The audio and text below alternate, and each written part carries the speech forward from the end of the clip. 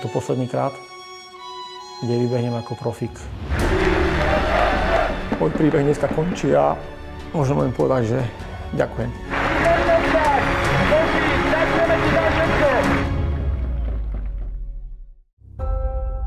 Ako my hovoríme v kabíne, spolu sme Zemplín! Toto je moja rodina, rád by som vám predstavil dvoch synov. Mladší Felix, starší Denis. Toto je môj ocino Miro. Vlastne sme tu všetci futbalisti, futbalová rodina. A skoč. Nechám, no. Tak. Dnes vlastne ma čaká rozlúčka s mojou profesionálnou kariérou, kde odohrám prvých a posledných 10 minút vo svojej futbalovej profesionálnej kariére. Momentálne sme na ihrisku v Bracovciach, kde som vyrastal a tuto všetko začalo. Ronaldo robíš? Utekaj tam a kývaj. Mamina hovorila, že ja som už kopal v bruchu mamku poriadne. On keď bol maličký, tak jemu len loptu trebalo. Preňho žiadna hračka pomaly neexistovala a vždy chcel, že bude futbalista. Veď na hrisku hrával s veľkými a maličký bol. Plakal, keď do ňoho kopli a behal ďalej. Boli sme hrdí na to, lebo on bol taký, že on išiel za svojím cieľom. A viem, že sme ho volali Iťku, a keď sme šli do Ružomberka a vnútri mami, ale to mi už nehutor Iťku. Oni sú tá butľavá vrba. Keď mi bolo zle, keď mi bolo dobre, tak mal som sa kde vyplakať. Zoberiem ti. Nie do ruky. Môj táto mal veľmi dobrú kariéru, beriem ako za môj vzor, či vo futbale, alebo aj v osobnom živote. Keď sa ma spýtajú spoluhráči alebo niekto, že koľko má rokov a poviem mu, že ešte hrá, tak všetci hovoria, že ten je fakt nezničiteľný.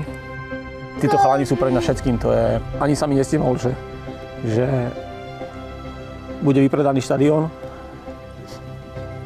že tam budú títo moji dvaja fešáci, veľkí futbalisti. Milujem ich do všetko.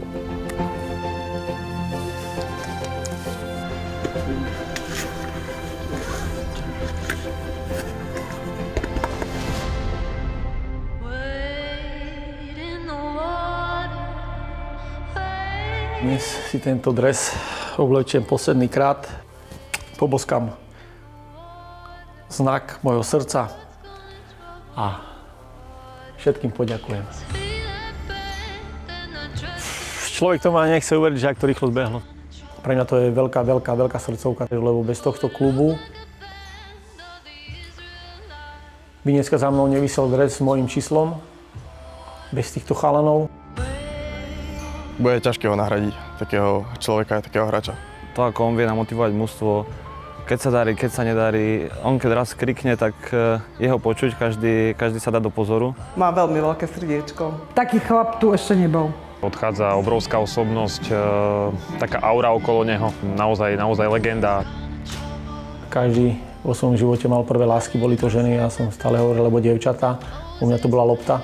Keď pozeráte telku, pozeráte tých top hráčov, ja som mal tú česť, keď sme hrali reprezentácia doma s Francúzmi a teraz idete na to ihrisko a vedľa vás sa rozfičuje, alebo vedľa vás nastupuje, či je to Thierry Henry, Karim Benzema, ale ja to stále hovorím, že ja som skôr hrdý, že som mal tú česť nie proti komu som hral, ale s kým som hral.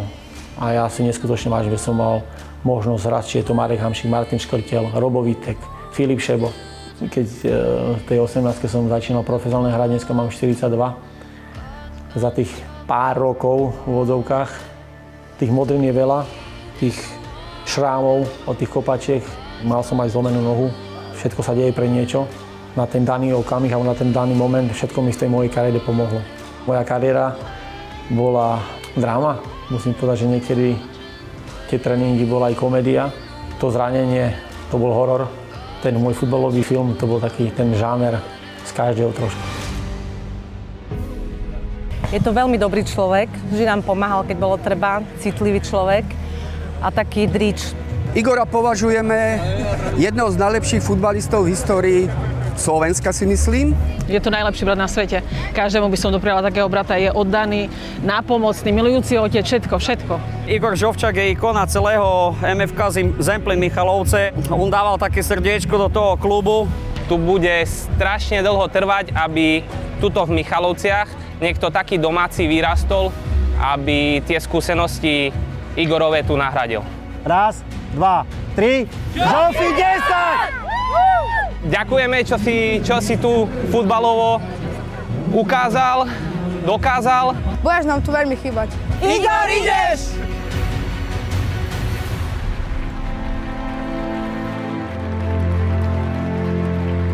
Je to posledný krát, kde vybehnem ako profík na ten môj obľúbený štadión, na to moje obľúbené ihrisko a kde posledný krát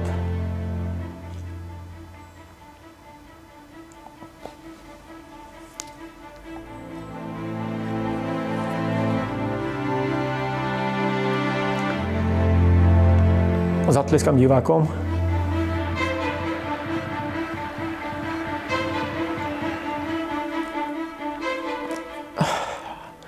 A im poďakujem za všetko, lebo bez nich sa mi stále z toho ihriska chodilo ťažko, takže to mi najviac bude chýbať tí diváci a ten odchod, keď zatleskáte a deti vás vidia a pribehnú k vám po podpisy. Zdravotne je to všetko OK, ale hlava mi už hovorí, že starec neblázni.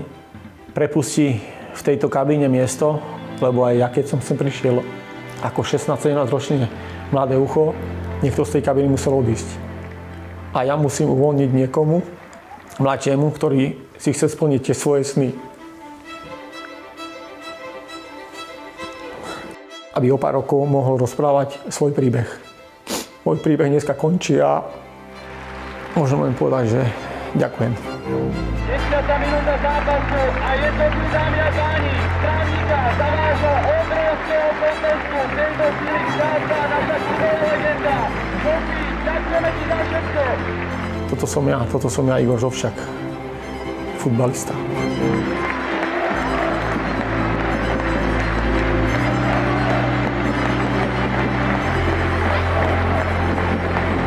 Thank you.